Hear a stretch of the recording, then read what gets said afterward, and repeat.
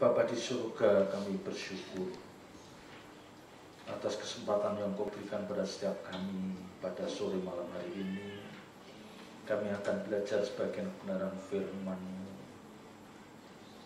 Urapi hamba-Mu, urapi firman-Mu, taruh perkataan-Mu dalam mulut bibir hamba-Mu, dan biarlah apa yang kami sampaikan itu isi hati-Mu ya Bapa.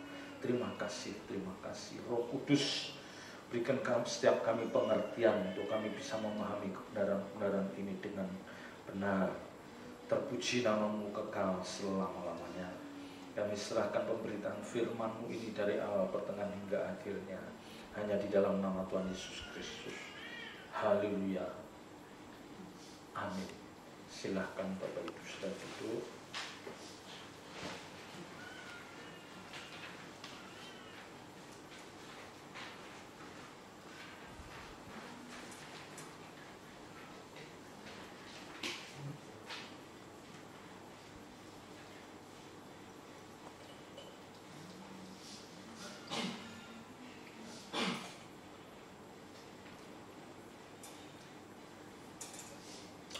Bapak Ibu saudara yang dikasih Tuhan, kita sering mendengar kata persekutuan. Ya, kita sering mendengar ini, kata persekutuan ini lebih sering dipakai dalam kehidupan orang percaya. Ya, persekutuan doa, persekutuan kaum wanita, macam-macam ya pakai istilah persekutuan. Tetapi sayangnya tidak semuanya bisa memahami dengan benar maksud dari kata persekutuan itu. Ya, tidak semuanya bisa memahami dengan benar. Sebagian orang hanya memahami persekutuan itu ketika kita kumpul-kumpul bersama orang seiman. Ya, itu persekutuan. Ya, kita kumpul kemana? Kalau pemahamannya seperti itu, ini sempit, ya sempit, terlalu sempit. Persekutuan di lingkungan orang percaya, landasannya haruslah kebenaran firman Tuhan. Jadi kalau kita mau bersekutu sesama orang percaya, kita harus memiliki landasan kebenaran firman Tuhan. Memang masing-masing orang akan berbeda. Ya, masing-masing orang akan berbeda. Maka di dalam persekutuan itu harus ditunjuk orang yang mengordinir, yang bertanggung jawab dalam persekutuan itu. Nah, mereka yang ditunjuk ini harus memiliki pemahaman firman yang lengkap. Jadi dia harus orang-orang yang sudah rohani, lebih rohani dibanding yang lain. Jadi landasannya setiap kita harus memahami kebenaran firman Tuhan. Dan persekutuan kita, persekutuan orang percaya, persekutuan yang dibangun oleh sesama orang percaya ini dalam rangka menggenapi rancangan Allah Bapa. Ya, jadi persekutuan yang kita bangun, persekutuan yang kita adakan ini tujuannya, arahnya harus ikut ambil bagian untuk menggenapi rencana Allah Bapa, yaitu apa? Keselamatan bagi banyak orang.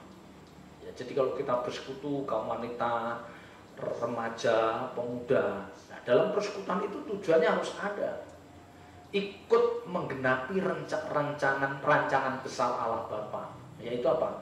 Keselamatan untuk banyak orang. Ya, jadi kalau kaum wanita bersekutu itu nanti menjangkau wanita-wanita lain yang belum percaya atau imannya perlu diteguhkan, dikuatkan. Ya, tujuan persekutuan harus itu. Ya.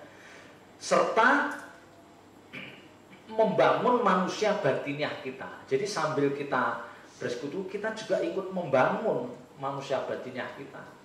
Nah, ini persekutuan yang ada dalam diri kelompok orang percaya harus itu. Salah dua di antaranya harus itu.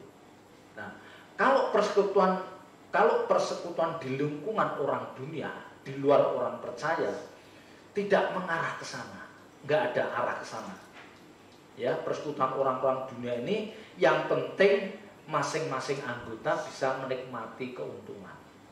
Ya, bisa keuntungan secara jasmani, secara materi bisa, atau paling tidak masing-masing anggotanya itu bisa menikmati kenyamanan dalam hidupnya. Jadi lewat persekutuan ini dia merasa nyaman. Waduh, enak saya bersekutu. Ya, grup-grup goes misalnya, grup-grup mancing misalnya, grup-grup olahraga, futsal, apalah. Itu masing-masing anggotanya menikmati, nyaman ada di situ. Nah, tidak demikian dengan persekutuan di antara orang percaya. Tidak demikian. Ya, persekutuan atau kebersamaan yang dirancang dalam orang percaya itu masing-masing pribadi harus memiliki beban yang sama. Ya, jadi harus ada masing-masing pribadi harus memiliki beban yang sama. Ya, yang terutama adalah bagaimana nama Tuhan itu dipermuliakan. Nah, ini yang mesti ada dalam diri kita. Jadi kalau kita ada persekutuan, apapun bentuknya, mau itu remaja, pemuda, wanita, intinya bagaimana lewat persekutuan itu nama Tuhan dipermuliakan. Nah, ini beda dengan persekutuan orang dunia, tidak melibatkan Tuhan. Ya. Jadi kalau arah kita jelas bagaimana Tuhan dipermuliakan, nah, mempermuliakan Tuhan itu bisa dilakukan oleh semua orang. Ya, sekali lagi, memuliakan Tuhan itu bisa. Ya, mempermuliakan Tuhan itu bisa dilakukan semua orang percaya. Ya, jadi bukan kalau mempermuliakan harus orang yang punya banyak duit, enggak juga. Karena ada ayat mengatakan muliakanlah Tuhan dengan hartamu. Nah, seolah-olah orang yang duitnya pas-pasan enggak bisa mempermuliakan. Enggak juga. Memang ayat itu tidak salah.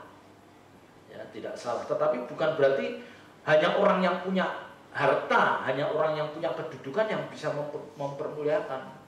Tidak, Bapak Ibu. Setiap kita bisa mempermuliakan Tuhan dengan cara kita, dengan panggilan kita masing-masing. Ya. Jadi bagaimana lewat persekutuan yang kita bangun ini nama Tuhan dipermuliakan. Tentu kalau sudah namanya persekutuan, nama Tuhan dipermuliakan, jangan ada di antara kita yang cari panggung. Tahu kan maksud saya? Cari panggung. Jadi dia ingin lebih menonjol dalam persekutuan itu karena dia sebagai ketua apa sebagai seksi acara. Tidak boleh. Ya, semua yang dipercayakan pada kita harus kita kerjakan dengan normatif. Tidak ada unsur atau spirit bahwa aku lebih dari yang lain. Tidak boleh ada spirit, tidak boleh ada gairah. Aku lebih dipakai Tuhan. Ya, nanti kalau itu spirit itu muncul, ini bukan mempermuliakan nama Tuhan, tapi kita cari panggung. Nah, ini yang nggak boleh. Ya, jadi dalam persekutuan ini kita tidak boleh cari panggung, ingin menonjol sendiri, apalagi nyari keuntungan secara pribadi, tidak boleh. Ini harus dijauhkan, Maka orang yang dipercayakan sebagai koordinator persekutuan itu harus orang yang rohani. Dia harus bisa melihat, loh ini kok cari panggung, ini kok nyari keuntungan. Nah, diingatkan dengan bahasa-bahasa yang rohani supaya mereka dalam bersekutu ini memang benar-benar tulus. Ya. Jadi kalau persekutuan di dalam diri orang percaya ini justru tidak ada jaminan untuk nyaman. Nah, beda. Kalau orang dunia tadi persekutuannya dikemas sedemikian rupa bagaimana masing-masing anggota itu menikmati kenyamanan. Grup mancing, grup musik, band, ya, itu nyaman. Ya, olahraga apapun macamnya, mereka nyaman. Bagaimana mereka menikmati, nyaman, ya, ada kenyamanan. Tetapi kalau persekutuan orang percaya tidak ada jaminan. Artinya begini, Kalau bersekutu dengan orang percaya itu, wah nanti aku mau cari kenyamanan. Jangan. Ya.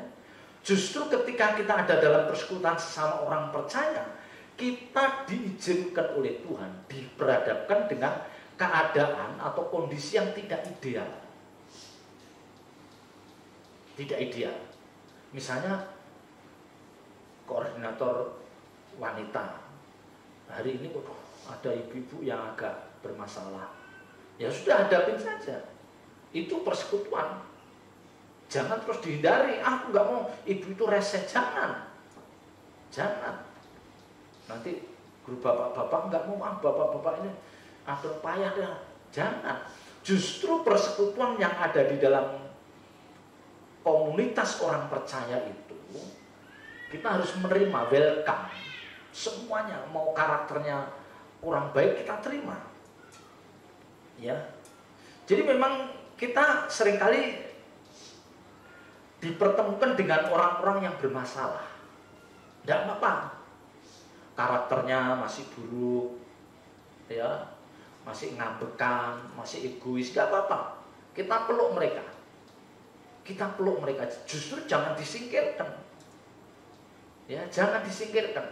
Gereja itu fungsinya seperti itu, seperti montir, seperti bengkel. Jadi orang yang ke gereja itu orang yang belum sempurna, yang kita harus memeluk, kita harus merangkul. Ya, kita harus bisa memperbaiki, jangan membuat mereka lebih. Justru ketika masuk ke gereja, justru lebih jahat. Tuh, dulu orang tuh baik loh, sekarang setelah ke gereja kok jadi lebih jahat, kok jadi lebih egois ya, kok lebih menang, maunya menang sendiri. Wah, ini salah nih. Ada yang salah. Mestinya ketika dia masuk ke gereja, mestinya dia lemah lembutnya sudah mulai nampak, nggak mau ego, ya, mau mengalah, banyak mau mendengar. Ya. Jadi dalam persekutuan ini kita jangan membayangkan kita akan ketemu orang-orang yang baik semua, jangan membayangkan. Tetapi kalau ternyata mereka adalah orang-orang baik, ya puji Tuhan, puji Tuhan. Ya, berarti kita mempermuliakan Tuhan. Ya. Jadi yang hadir dalam persekutuan itu, kita tidak boleh berharap orangnya baik itu nggak pelit, ramah, terus ini enggak. Nanti kita nggak ada fungsinya. Ya, mereka nggak apa-apa orang-orang yang belum terlalu baik, tapi ingat mereka bukan orang jahat. Kita harus tahu, bisa membuktikan ada orang-orang yang orang tuh nggak baik atau belum bisa baik, tapi ada orang yang memang orang itu jahat. Ya. Jahat itu gini, jahat itu ketika dia itu merancang satu kejahatan. Nah, itu jahat. Itu merancang kejahatan. Mereka mau melicikin kita tahu, oh, dia mau melicikin, nah, kita tahu, kita hindari. Tetapi orang-orang yang dalam kondisi yang seperti itu kita peluk. Ya, karena pada dasarnya kita itu semuanya harus bertumbuh bersama,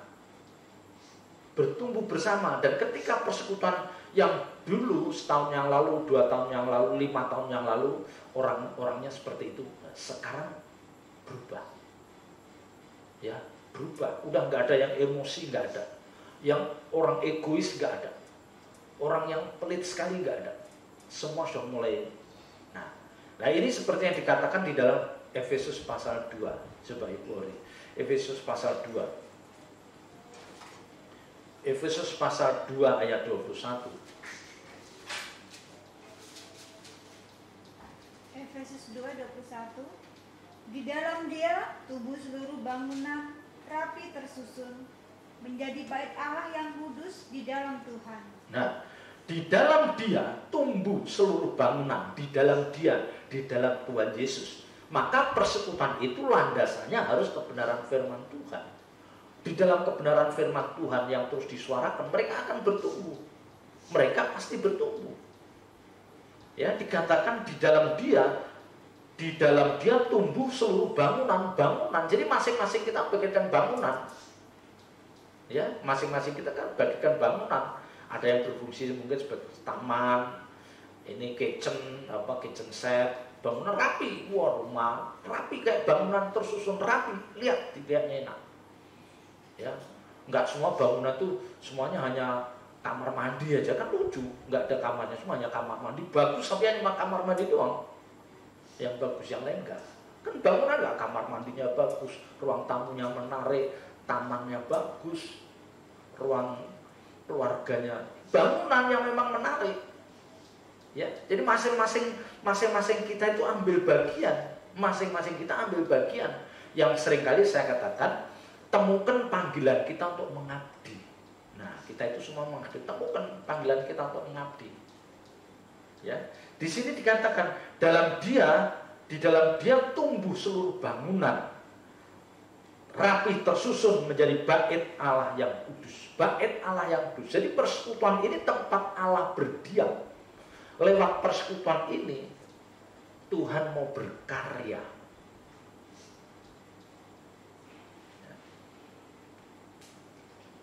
Jadi sekali lagi saya ingatkan, kalau kita dalam persekutuan itu jangan kita memiliki bayangan, mengidolakan, wah nanti temennya baik-baik semua.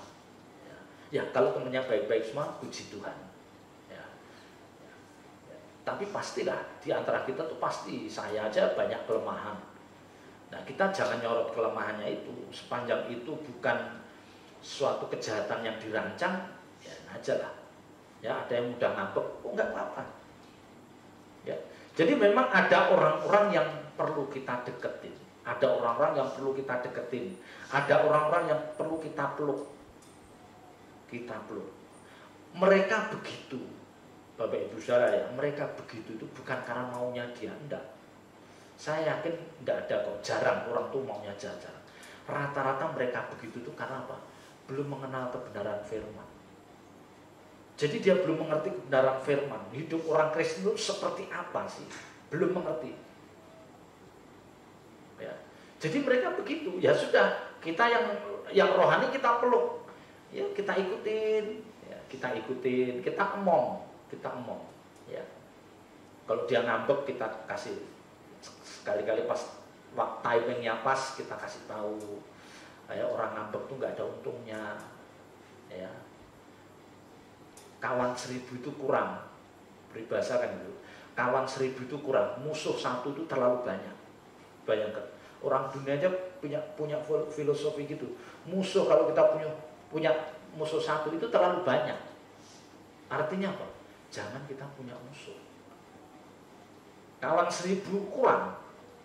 Jadi bangunlah persahabatan sebanyak-banyaknya. Ya. Jadi memang ada orang-orang yang perlu kita perlakuan seperti itu. Mereka bukan orang, memang mereka mungkin bukan orang yang baik, tetapi tidak jahat. Ya. Karena ketidakmengertiannya akan kebenaran. Kita, dia belum mengerti kebenaran. Ya. Jadi jangan sampai mereka itu terhilang. Jangan sampai orang seperti itu justru dikucilkan, terhilang. Waduh, jangan. Makanya dalam setiap diri kita tuh harus ada orang-orang yang sabarnya itu berlebih, limpah dengan kesabaran. Ya, sekalipun dia jengkeli, tetap dia mau meluk. Wah, dia ini tetap dia deketin. Jangan sampai hilang. Apalagi kalau itu saudara kita, kerabat keluarga besar kita. Aduh, jangan sampai hilang.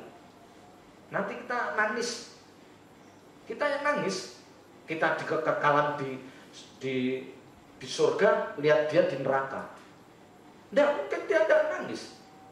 Nyesel, tapi terlambat. Ya. Jadi kita harus melihat bahwa jangan ada yang terhilang. Karena ini agenda besar Tuhan itu ini. Jangan ada yang binasa, supaya semua orang berbalik dan bertobat. Ya ini. Jadi bagaimana ada orang-orang tertentu yang kita peluk, kita ngalah. Ya, kita tidak membidik hartanya loh. Ini kita tidak membidik harta, tapi kita membidik jiwanya. Ya, jangan kalau orang kaya yang karakternya buruk, wah kita peluk, kita deketin. Nanti orang yang nggak kaya, karakternya agak buruk, wah kita singkirin. Tidak fair. Ya, satu jiwa itu di hadapan Tuhan sama.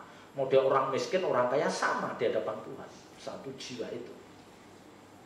Ya, jadi kalau kita lihat saudara-saudara kita yang kurang baik, dipeluk. Apakah itu ponakan kita, mantu kita, ya, cucu kita peluk, kita harus bisa ngalah. Ingat, jangan sampai mereka nanti terpisah dari kita. Jangan sampai. Itu nanti nyesek. Jangan sampai. Makanya Alkitab itu sering, kita harus bisa mengampuni 7 kali, 70 kali, 7 kali mengampuni. Kita memaafkan, mendoakan musuh kita, memberkati orang yang membenci kita. Macam luar biasa ajaran Alkitab itu. Jadi nggak ada pintu bagi kita untuk kita tidak memaafkan orang. Ya. Tapi ada orang-orang yang memang jahat, nah itu jangan kita jauhi. Kita tahu dong orang itu jahat terus ya, ngomongnya selalu nyakitin dan nggak ada perubahan. Nah, itu pelan-pelan, ya pelan-pelan. Apalagi kalau dia sudah mulai ngomong yang hal-hal yang najis lah, yang jorok lah, waduh susah. Diingatkan, nggak bisa. Pelan-pelan. Nanti kalau enggak kita yang terpengaruh. Ya. Jadi kita dalam persekutuan ini, kita ada dalam bahtera yang sama. Bahtera kapal besar yang sama ada di situ dengan tujuan yang sama. Dengan tujuan yang sama. Kita ada dalam bahtera yang sama. Ya. Jadi kita jangan berantem. Jangan kita konflik yang nggak ada keputusan. Ya memang kita nggak selalu akur, oke lah. Tapi jangan sampai tidak ada keputusan, nggak ada penyelesaian. Coba kita Filipi pasal 2. Filipi pasal 2 ayat 2 sampai dengan 4. Filipi 2:2-4. Karena itu sempurnakanlah sukacitaku dengan ini. Nah, ini surat yang ditujukan Paulus kepada orang-orang Filipi. Orang Filipi luar biasa, bantu Paulus secara materi. Tetapi dia mau, kamu jangan hanya bisa bantu, tetapi ini sukacitaku biar sempurna. Dikatakan apa? Coba diulang. Karena itu sempurnakanlah sukacitaku dengan ini. Coba, Paulus mau, dia sudah sukacita, tapi dia minta sukacitaku ini akan sempurna dengan ini. Terus? Hendaklah kamu sehati sepikir. Nah, hendaklah kamu sehati sepikir. Terus? Dalam satu kasih. Satu jiwa. Satu jiwa. Satu tujuan. Satu tujuan. Kita ada di dalam bahtera yang sama. Terus? Dengan tidak mencari kepentingan sendiri atau puji-pujian yang sia-sia. Ya. Sebaliknya, hendaklah dengan rendah hati yang seorang menganggap yang lain lebih utama daripada dirinya sendiri. Ya. Dan janganlah tiap-tiap orang hanya memperhatikan kepentingannya sendiri, tetapi kepentingan orang lain juga. Ibu, bapak nangkep nggak kalimat yang penting yang kira-kira menjadi berkat kita malam hari ini, yang sulit kita wujudkan. Ini saya baca. Sebaliknya, hendaklah dengan rendah hati yang seorang menganggap yang lain lebih utama daripada dirinya sendiri. Coba bayangkan. Jadi aku melihat itu, waduh, saya harus menganggap kepentingannya Om Limik lebih dari saya. Jangan kepentingan saya aja yang harus, kepentingannya Pak Gideon harus lebih. Saya mengatakan, demikian ibu-ibu. Jadi kita diajarkan ketika kita dalam satu persekutuan, kita perhatikan satu-satu anggota. Waduh, ibu ini, kita tahu masalahnya ibu ini. Mari kita ikut empati. Ya, jadi jangan ketika kita ada dalam persekutuan, orang itu suruh dengerin keluhan kita. Nah, ini yang rusak nih. Jadi semua itu suruh dengerin keluhan kita. Nasib kita itu, wah pokoknya semuanya harus melihat saya ya. Wah ini nggak lama kalau persekutuan itu isinya itu enggak. Ya, jangan takut Bapak Ibu. Jangan takut kalau anggota dalam persekutuan itu tidak tahu masalah Bapak Ibu Saudara. Jangan. Oh nanti kalau aku nggak cerita mereka nggak tahu. Nggak mungkin nggak tahu. Nggak mungkin. Jadi setiap kita tuh pasti tahu. Kalau saya nggak tahu permasalahan ibu itu hari ini, mungkin besok tahu, minggu depan tahu. Pasti akhirnya tahu. Jadi maksudnya apa? Jangan kita, ini loh, aku tuh masalahku ini. Setiap ketemu orang masalahnya disampaikan. Dia tidak mau melihat masalahnya orang lain itu seperti apa. Ya kan? Kan kita rata-rata begitu. Nah sekarang dirubah. Kalau kita dalam persekutuan, ya dalam persekutuan seperti ini atau nanti di keluarganya atau di keluarga besar, coba mata kita melihat dengan lebih luas. Anggota keluarga satu-satu dilihatin persoalannya apa. Ya, memang kita pasti punya persoalan. Kita nggak ada orang hidup nggak ada persoalan, nggak ada. Orang yang sudah dikubur ya nggak punya persoalan. Tapi jangan karena kita punya persoalan, terus kita nggak mau tahu persoalan orang lain. Wah, repot ini. Ini repot. Ini yang selalu saya dengungkan. Memikul salib, menyangkal diri di sini. Karena memang kekristenan itu mengajarkannya di sini, penekanannya di sini. Kepedulianmu terhadap sesama itu harus bisa dilihat orang lain. Ini yang dikatakan mengumpulkan harta di surga. Ini yang dikatakan hidup bagaikan anggur yang tercurah, roti yang terpecah. Ya. Jadi ayat ini, kalimat ini bagus. Sebaliknya hendaklah dengan rendah hati, ya, dengan rendah hati kita, ya jadi jangan dengan tinggi hati, dengan rendah hati kita perhatikan masing-masing. Oh ibu itu gini, oh ya. Masing-masing kita memperhatikan orang lain, ya. Sebaliknya hendaklah dengan rendah hati yang seorang menganggap yang lain lebih utama daripada dirinya sendiri, dan janganlah tiap-tiap orang hanya memperhatikan kepentingannya sendiri, tetapi kepentingan orang lain juga. Ini kalau Bapak Ibu sudah baca berulang-ulang, saya rasa jelas. Nah, indahnya persekutuan itu di sini. Maka dalam persekutuan ini, seorang yang ditunjuk untuk menjadi koordinator persekutuan itu orang yang lapang dada, orang yang tebal telinga. Artinya nggak boleh ngambekan, nggak boleh putus asa, nggak boleh. Ya udah memang orangnya begitu kok. Ya, kalau ini bisa diwujudkan dalam persekutuan kita yang kecil ini, ya, kalau ini bisa kita wujudkan, maka akan menarik banyak orang. Banyak orang akan terkesan. Disinilah letaknya kita memuliakan Tuhan. Orang akan lihat, ini persekutuan tuh nggak pernah ya ada berantem yang gimana. Kompak aja ya, punya duit. Nggak punya duit, tetap bersatu, ketawa-ketawa, semuanya kelihatan sukacita. Ya memang begitu.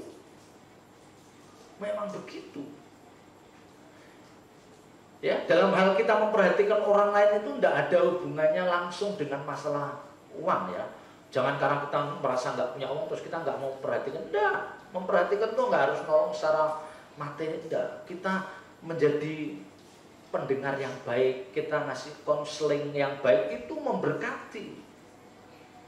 Justru itu seringkali yang akan diingat oleh orang yang sedang down. Itu justru yang diingat. Jadi bukan masalah uang. Ya kalau kita diberkati memang gak ada salahnya, tetapi jangan selalu diarahkan ke sana. Ya. Tapi terus terang aja ini susah Bapak Ibu Saudara, ini susah. Rata-rata kita ingin kesulitan kita diketahui banyak orang supaya banyak orang nolong. Rata-rata. Tetapi kita sedikit agak menoleh kalau melihat kesulitan orang lain. Kita pura-pura nggak dengar. Oh ya, aku nggak dengar. Nah, bohong loh kalau nggak dengar. Ya, bohong nih. Ya, jangan pura-pura kita nggak dengar kesulitan orang lain. Ya, sekali lagi ini bukan masalah materi atau apapun, tetapi ini masalah membagi perasaan. Kita ikut menanggung beban penderitaan mereka. Nah, disinilah yang saya katakan ini membangun manusia batiniah. Makanya sambil dalam persekutuan ini, satu, mempermuliakan Tuhan, membawa orang lain untuk masuk proses keselamatan. Yang ketiga, membangun manusia batinnya kita. Ya, otomatis ego kita akan dikikis. Jadi nggak ego. Ya, jadi bukan orang yang egois. Jadi tidak pelit. Jadi tidak cuek. Ya. Orang cuek itu ada bagusnya, ada enggaknya loh. Jangan, wah anak saya sih cuek. Cuek tanda petik yang seperti apa? Ada cuek yang bagus, ada cuek yang nggak bagus. Ya. Ada cuek yang memang perlu cuek, tapi ada saatnya kita nggak boleh cuek. Kan ada anak-anak muda itu kalau misalnya ada omnya atau tantenya berkunjung, dia pelepak pergi naik ke atas. Oh, memang dia orangnya itu cuek. Itu salah. Harus dipanggil, temuin omnya, tantenya. Jangan dibiarkan begitu. Itu nggak bagus. Cuek kok begitu, itu bukan cuek. Kalau kita biarkan orang seperti itu, dia mau apa nanti? Rapotnya nanti ketika dia di kekekalan mana? Yuk, buru-buru berbuat baik. Yuk nemuin tantemu, ommu, ponakanmu nya nggak mau. Kapan yuk berbuat baik? Yuk pilih-pilih mau ketemu orang. Saya itu ngalamin. Kalau ketemu orang berkunjung itu pasti kelepak, nggak mau nemuin kita tuh. Udah biasa aja. Ya saya sih nggak masalah, cuman sedih aja. Orang Kristen itu sedih aja, ya ampun, kayak gitu ya. Bangga, kekristenan gitu bangga. Ya, nggak boleh. Jadi dalam persekutuan itu kita membangun manusia batinnya kita, dan kita itu memang harus ada di pusaran banyak orang. Kita itu perlu sekali di pusaran banyak orang, karena disinilah kita diberikan kesempatan untuk membuktikan kualitas kita di tengah-tengah keluarga besar, komunitas yang kita ada di situ. Itu muji, itu menilai manusia batinnya kita. Jangan aduh aku nggak mau nyimpen. Loh, gimana terujinya orang yang menghindar? Karena di dalam pusaran banyak orang, apalagi itu keluarga besar ada 30-40 orang, kita ada di situ untuk menguji sabar kita, diuji, ya kan? Murah hati kita diuji, omongan kita diuji, ya. Jangan kita menghindar dalam persekutuan-persekutuan seperti itu. Ketulusan kita diuji. Kita nggak bisa mengasingkan diri di tengah hutan, misalnya semedi. Nggak teruji. Coba kalau kita ada di puncak gunung berbulan-bulan, bertahun-tahun, ujinya gimana? Ngomong sama monyet, sama apa, hanya 1-2 orang aja. Belum teruji. Jujurnya belum teruji. Nggak teruji. Semuanya itu harus ada di dalam pusaran banyak orang. Dan macam-macam orang, ada yang setengah baik, ada yang sedikit jahat, ada yang sedikit pelit. Tidak apa-apa, tapi kita buktikan. Jangan kita menghindar. Kalau kita menghindar ya sudahlah. Kita nggak ada kesempatan apapun. Coba kalau kita menghindar, mau ngapain coba? Main HP aja di kamar, coba ngapain coba? Sampai tua main HP terus di kamar. Coba nanti apa coba? Rapotnya seperti apa? Ya. Nah ini yang nggak boleh. Tapi sekali lagi memang kita jujur. Ya, secara jujur kita harus katakan sulit ini. Ya saya pun masih belajar. Sulit, nggak mudah. Karena kadang-kadang kita itu sensitif. Ada hari-hari tertentu kita tuh sensi. Oke lah, sehari 2 hari lagi sensi, oke kita. Tapi jangan tiap hari, tiap minggu, tiap bulan kita sensi. Wah sensi, aku lagi sensi nggak mau ketemu. Besok lagi kita sensi, loh kapan nggak sensinya? Ya, kapan? Janganlah amarahmu. Ya, amarahmu harus padam sebelum matahari terbenam. Amarah kita harus padam. Alkitab mengajarnya seperti itu. Ya. Jadi kita bisa berprinsip bagaimana kita punya prinsip yang lain lebih utama dari diri kita sendiri. Waduh, itu susah. Itu susah. Jangankan sama orang lain, sama saudara kandung pun kadang-kadang susah loh. Mereka, bagaimana mereka lebih utama dari diri kita. Oh, susah. Susah. Tapi ayat ini mengajarkan bagaimana kita menganggap orang lain itu lebih penting dari kita. Dan jangan kita mementingkan diri kita. Waduh, benar-benar ya. Makanya kalau ini bisa terwujud, kita itu bagaikan bangunan yang sangat-sangat indah.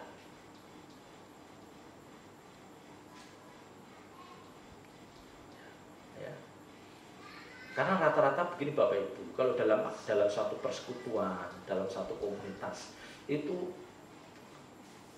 rata-rata ada orang-orang tertentu yang terangsang, ada keinginan untuk lebih menonjol dari yang lain, lebih menonjol, lebih ingin dianggap dianggap sebagai orang yang lebih penting atau orang yang paling penting. Rata-rata begitu.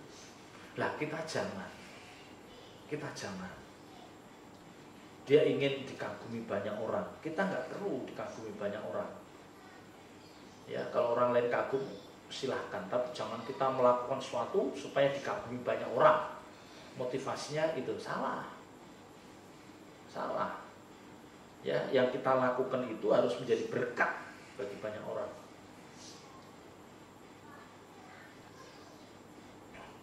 Jadi Bapak Ibu Saudara, ketika kita membaca ayat ini, Filipi 2 ayat 2 ya, ayat 2 sampai 4 ini,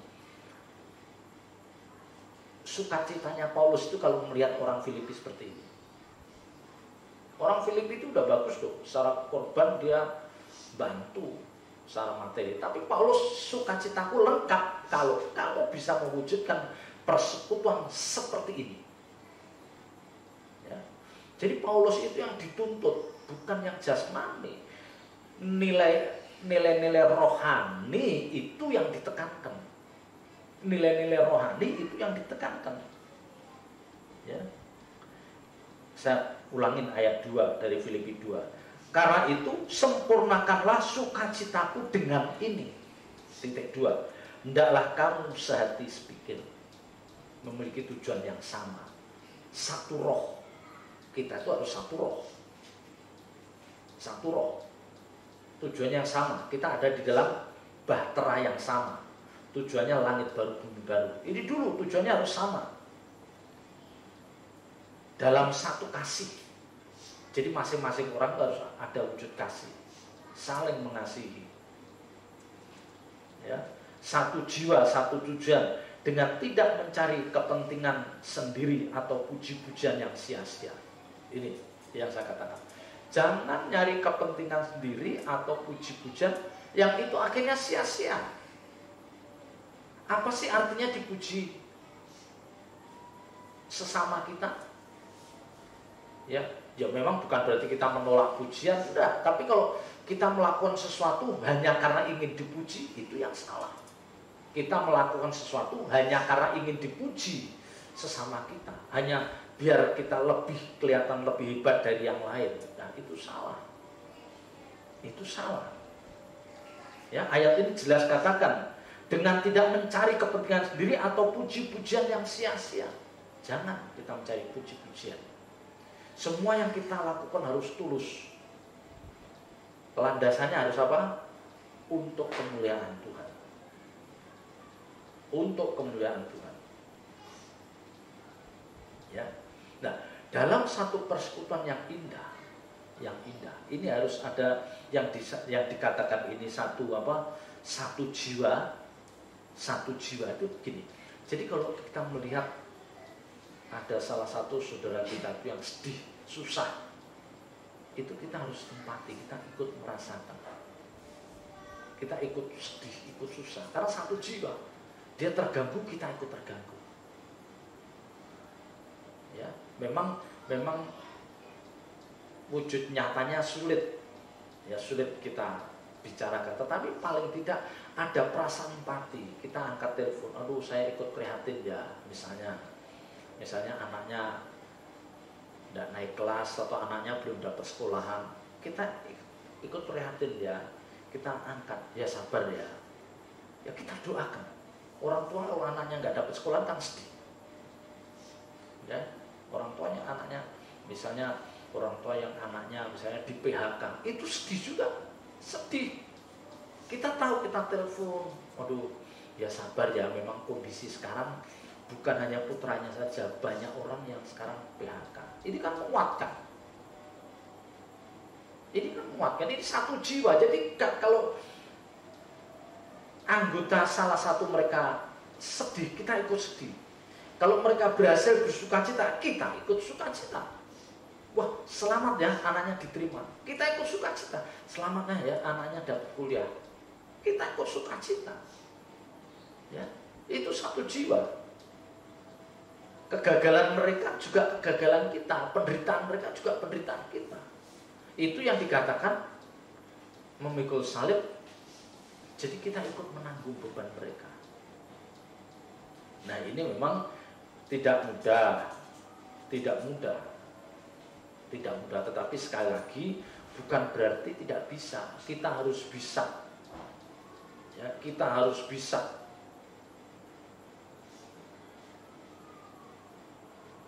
Ya, jadi ini yang sering kali saya katakan, kita harus sukacita kalau melihat orang lain sukses, itu kita harus sukacita. Ya, yang sukses kan bukan anak saya, kenapa? Anaknya siapa kok kita ikut sukacita, ya. Apalagi kalau dia ngerti kebenaran, dia orang yang sangat rohani, waduh kita sukacita. Pasti nanti Tuhan akan gerakan, pasti digerakkan untuk membantu pekerjaan Tuhan. Tidak harus ke gereja uangnya, keluarga besarnya harus menikmati sukses anak ini. Kita sedih kalau dia sukses tapi tidak mengerti kebenaran. Nah, itu kitanya sedih. Dia berhasil, dia diberkati secara jasmani tapi tidak mengerti kebenaran. Nah, ini kita sedih. Nah, makanya kita rangkul dia, kita peluk dia, bukan membidik hartanya, tetapi supaya dia ngerti kebenaran. Ngerti kebenaran. Dan berkat-berkat yang dipercayakan itu bisa dinikmati banyak orang. Jangan hanya memikirkan diri sendiri, pikirkan yang lain juga. Ya. Mereka kita ingatkan, ingat loh, hidup itu sebentar loh. Hidup ini sebentar. Berbuat baiklah, ya, berbuat baik. Enggak lama kok hidup ini. Enggak lama kok. Biar mereka ingat. Ayo kita mengumpulkan harta di surga. Ya, ini akan terus saya suarakan, mengumpulkan harta di surga, memikul salib, menyangkal diri, mengampuni, hidup suci, itu akan terus saya suarakan. Saya tidak menjanjikan hidup kekristenan akan lebih enak. Bapak Ibu Saudara kalau mengerti kebenaran ini, pasti hidupnya diberkati. Karena pasti Bapak Ibu Saudara nggak mungkin punya karakter buruk. Kalau orang karakternya tidak buruk, orang karakternya bagus, pasti kerjaannya pasti lancar, berkatnya pasti lancar, pasti diperlukan banyak orang kok. Ya. Jadi saya nggak usah mendoakan kalau karakter saudara baik, karakter saudara memang menjadi orang profesional, jujur, bisa dipercaya, profesional, ya, tidak mudah berkhianat terhadap atasan atau teman dekat, pasti jalan hidupnya kerja keras. Itu nggak perlu didoakan pendeta, pasti hidupnya akan diberkati. Ya. Nah, ini yang perlu dihadirkan dalam persekutuan ini. Di persekutuan seperti ini, di keluarga kita sendiri atau di keluarga besar, kita harus ambil peran. Ya. Dan orang tua yang bijak, dia harus mengerti, harus memahami arti pentingnya persekutuan. Harus anak-anaknya harus diajari. Jangan justru anaknya diasingkan, duduk di Menara Gading, tidak boleh disentuh orang. Jangan, justru anaknya dibiarkan bergaul dengan keluarga besarnya itu. Ya, nggak apa-apa ada keluarga besarnya yang karakternya bagus, biar dia bisa menilai. Ya, biar dia pernah dilukai orang, nggak apa-apa dia pernah dilukai orang, nggak apa-apa. Tapi yang penting jangan dia melukai orang atau jangan dia mengkhianati orang. Itu yang kita pesan pada anak-anak kita. Nggak apa-apa, biarin kalau kamu dilukain orang, dikecewakan, biar dilatih. Jadi otot rohaninya kuat. Jangan anak itu dimanja. perasaannya, oh jangan, nanti perasaan anak sakit. Jangan perasaan anak kita terlalu kita lindungi. Nah, kita memang sebagai orang tua melindungi, kita tidak melukai anak kita. Ya, karena kita ngerti kebenaran, kita jaga tidak melukai. Tapi kalau anak kita itu dilukai orang lain, biarin aja. Biar dia belajar sakitnya dilukai orang. Sakitnya dikhianati orang, biar dia belajar. Nanti otot-otot rohaninya kuat. Kokoh dia. Nggak cengeng. Tahan banting. Jadi ketika dia kerja jauh dari orang tua udah terlatih. Dia udah tahu, oh orang ini mudah berkhianat. Dia udah tahu, oh orang ini nggak bisa dipercaya. Anak-anak kita harus memiliki kecerdasan roh. Jadi mudah, oh ini mudah bohong nih. Oh ini nggak bisa dipercaya. Harus tahu cepet. Ya, taunya apa ya? Kita banyak bergaul orang. Kita nanti akan tahu. Ya, nah kita harus menjadi orang tua yang bijak. Ya memang tidak menutup kemungkinan kita itu masih sering salah. Saya ngomong begini, saya pun sering salah. Tapi salahnya bukan salah yang fatal, itu sampai mempermalukan Tuhan. Ya, omongan saya slip tongue, ya, keselio lidah biasa. Tapi yang pasti dalam nama Tuhan Yesus saya itu tidak ada niat jahat apapun, tidak ada niat jahat kepada siapapun. Pada orang lain aja nggak punya niat jahat kok. Ya, saya udah sampaikan tidak punya niat jahat. Tapi kalau saya kecewa itu wajar. Tapi saya nggak ada bales, wah udah jauh. Ya, memang ada saatnya kita itu error, tahu error. Kita itu salah. Ada saatnya lah, Abraham aja pernah salah kok. Daud pernah salah kok. Musa juga pernah salah kok. Semua kita pernah salah. Tapi salahnya di sini harus dalam tanda petik apa? Error. Jadi bukan dari diri kita. Ya. Jadi salahnya itu bukan karena kesengajaan. Kita mengerti kebenaran, tapi kadang-kadang kita error. Ya, error itu kan yang salah bukan softwarenya kan bisa diulang kan, di reset kan. Nah kita di reset, tapi bukan software hati kita yang rusak, bukan. Kan komputer bisa aja error kan, tapi yang softwarenya nggak salah. Lah software itu cara berpikir kita itu yang nggak boleh salah. Itu yang software kita nggak boleh salah, tapi error bisa aja. Ya. Nah ini kalau softwarenya yang salah diformat ulang, itu berat. Diformat ulang artinya dicuci, brainwashing, jadi pemikirannya dibersihkan. Nah itu, tapi kalau kita kan enggak, kita secara berpikir kita udah mulai benar, belum sempurna, tapi sudah mulai benar.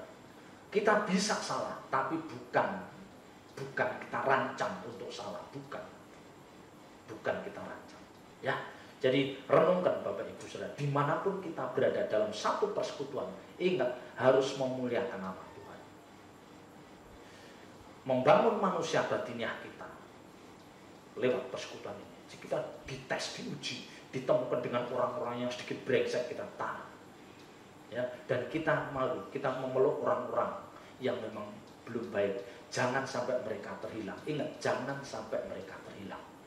Ini yang paling penting. Pesan penting yang saya sampaikan. Jangan sampai kita membiarkan orang itu terhilang. Aduh sedih. Ya, kitanya yang harus bisa ngalah. Ya, kita harus lebih rendah hati, kita harus lebih sabar dan mohon pimpinan Roh Kudus.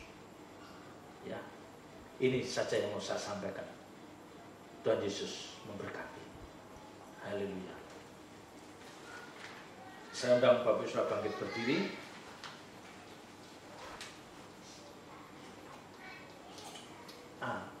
Selalu untuk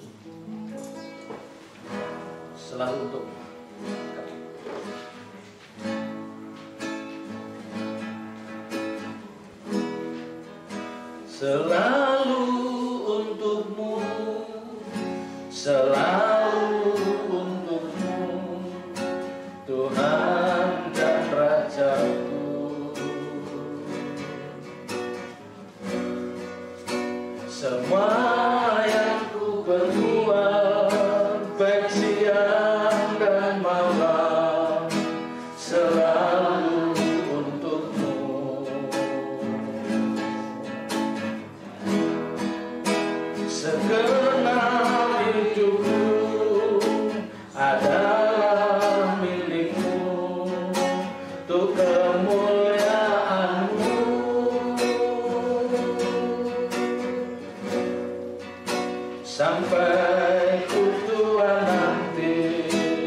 sampai di surga nanti, selalu untukmu, selalu untukmu, selalu untukmu, selalu untukmu, Tuhan dan Rajaku.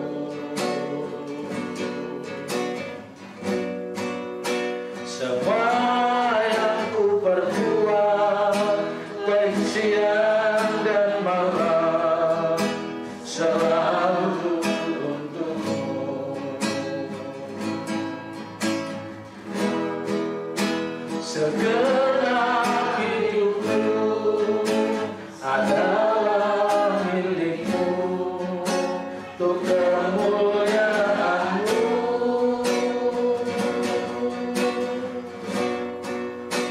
Sampai ku tua nanti, sampai di surga nanti, selalu untukmu. Sekali lagi katakan, selalu untukmu, selalu untukmu, selalu untukmu, selalu untukmu, Tuhan dan Rajaku. Semua yang ku perbuat, baik siang dan malam, selalu untukmu.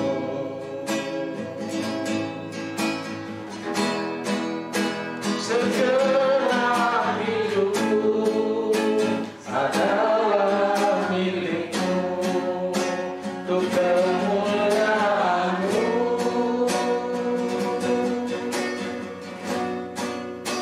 Sampai ku tua nanti, sampai di surga nanti, selalu untukmu. Sampai ku tua nanti,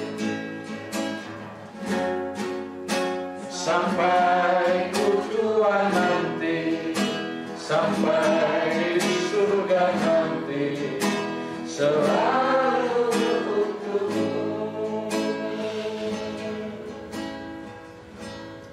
Bapa di surga, kami bersyukur atas kasih dan kemurahan. Hamba-Mu telah menyampaikan kebenaran firman-Mu, bagaimana kami hidup yang benar dalam persekutuan ini. Karena di dalam persekutuan ini, manusia batiniah kami akan dibentuk. Kami seringkali harus berhadapan dengan orang-orang yang kurang baik, tetapi itu mengajar untuk setiap kami, untuk lebih bisa sabar. Kami mungkin dipertemukan dengan orang-orang yang tidak tulus, tapi justru disitulah mengajar kami bagaimana kami harus tulus. Mungkin kami dipertemukan dengan orang-orang yang pemarah, disitulah Engkau mengajar kami untuk menjadi orang-orang yang sabar. Terima kasih Tuhan, terima kasih. Kami harus ada dalam persekutuan, karena disitulah kami akan menjadi berkat bagi banyak orang. Disitulah kami akan diuji bagaimana kami harus bersikap dengan benar. Terima kasih Tuhan, terima kasih. Roh Kudus, kuatkan dan teguhkan setiap kami. Dan biarlah Tuhan hidup ini terus dalam pimpinan Roh Kudus-Mu. Meteraikan firman-Mu di dalam setiap hati kami, dan ajar kami melakukannya dengan penuh tanggung jawab. Engkau memberkati setiap kami yang hadir pada sore malam hari ini. Bahkan Engkau juga memberkati saudara-saudara kami yang mengikuti ibadah streaming ini. Memberkati keluarga kami, memberkati pekerjaan kami, usaha kami, memberkati anak cucu menantu kami. Apapun yang kami kerjakan, biarlah menjadi berhasil, karena ini semua untuk kemuliaan nama-Mu. Kami serahkan bangsa dan negara kami di dalam tangan kasih-Mu. Pakai Bapak Presiden, Bapak Wakil Presiden, dan seluruh pejabat tinggi negara. Pakai beliau-beliau ini untuk menjadi Tuhan pemimpin yang bisa membawa bangsa ini keluar dari kesulitan saat ini. Terpuji nama-Mu kekal selama-lamanya. Dalam nama berkat Tuhan Yesus Kristus kami berdoa dan mengucap syukur. Haleluya. Semua yang percaya katakan amin. Tuhan Yesus memberkati.